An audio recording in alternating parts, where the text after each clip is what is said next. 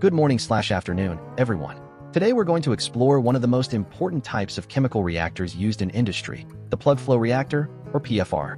Most of you might be wondering, what makes a PFR different from other reactors? And why do companies use them at massive scales? By the end of this presentation, we'll understand how PFRs work, why they're so valuable, and where we'll encounter them in real industrial processes. The key principle: imagine the fluid moving through the pipe like a train pushing its cargo forward.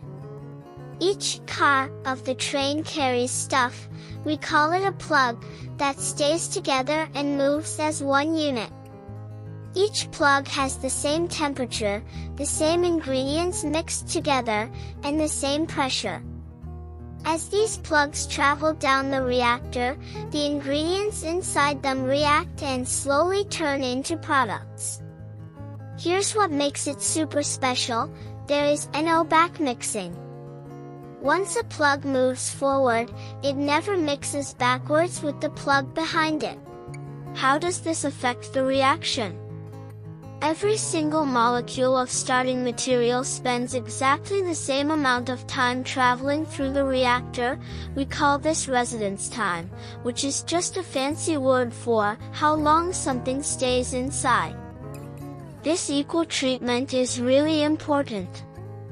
It means every starting material molecule gets treated the same way, so all the products come out the same quality. Why use a PFR?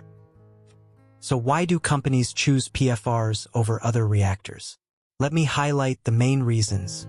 First, you get more work done with less space. PFRs turn starting materials into products really efficiently using a smaller reactor. It's like fitting more stuff into a smaller box. This saves money because you need to build a smaller machine. Second, we can predict exactly what will happen. Since every molecule spends the same time in the reactor, we can calculate exactly how much starting material will turn into product. In your lab, you tested this. When you made the flow slower, the material stayed longer inside, and more of it reacted. We can do math to predict this. Third, better cooling when reactions get hot. Some reactions release a lot of heat, like when you burn something. PFRs handle this really well because the water jacket constantly removes the heat, keeping everything from getting too hot and dangerous. You experienced this in your lab with the heating jacket. Fourth, same quality every single time. Because every drop of material gets treated identically, we get the same product quality every time we run the reactor. If we're making medicine, this is super important. We need every batch to be perfect. Fifth, easy to make bigger versions. If a company needs to make more product, they can use multiple PFRs running side by side, and each one makes the same quality product. It's like having multiple assembly lines instead of building one giant factory. This makes growing from a small lab setup to a huge factory much easier.